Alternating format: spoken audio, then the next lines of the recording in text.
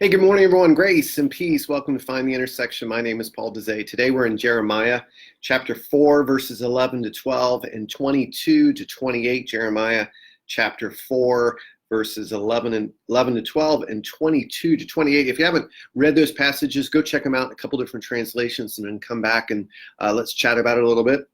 Hey, if you're reading through this passage, the first thing you'll notice is verse number 11. At the beginning, it says, "At the time it will be said to this people and to Jerusalem, a hot wind comes from me out of the bare heights in the desert towards my poor people." And that really sets up the context here.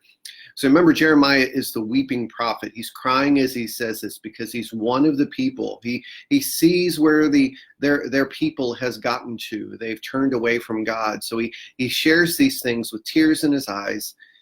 And in this particular warning or judgment is this: something is brewing in the north, which is Babylon. And God is speaking a word of judgment, but also compassion or lament about what is coming unless God's people turn around and go back towards him. And so we see this hot wind, which is Babylon from the north.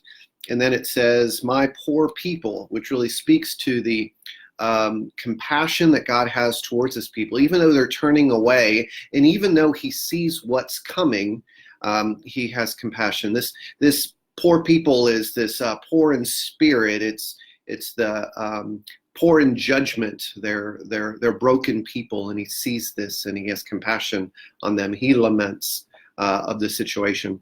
When you go a little bit deeper, you see what their crime is. In verse number 22, it says, "For my people are foolish, for they do not know me. They are stupid children. They have no understanding. They are skilled in doing evil, but do not know how to do good." So there really summarizes the situation with Israel, is they're not trusting God. They're kind of doing their own thing. And from God's perspective, it's foolish. It's like a child, an immature child, who doesn't trust the parent.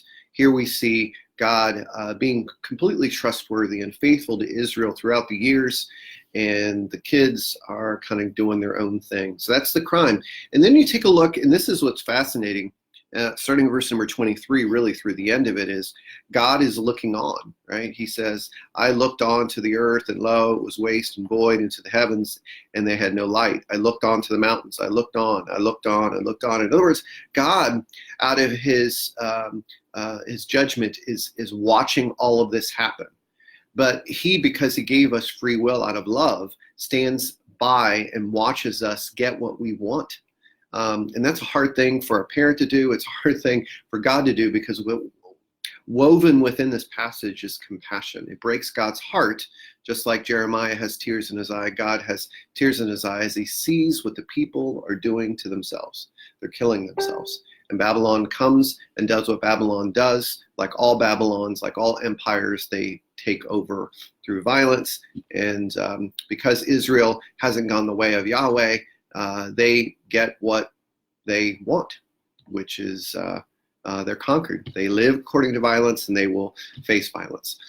So anyway, this is an interesting passage that's woven, that has judgment and compassion woven together. And as we know, Israel, their fate in not long, Babylon does come and conquer and raise Jerusalem. They destroyed it, and the temple and everything. So that does what happened. This wind of the north is rising up, and this wind of the north does conquer them and takes them off into exile.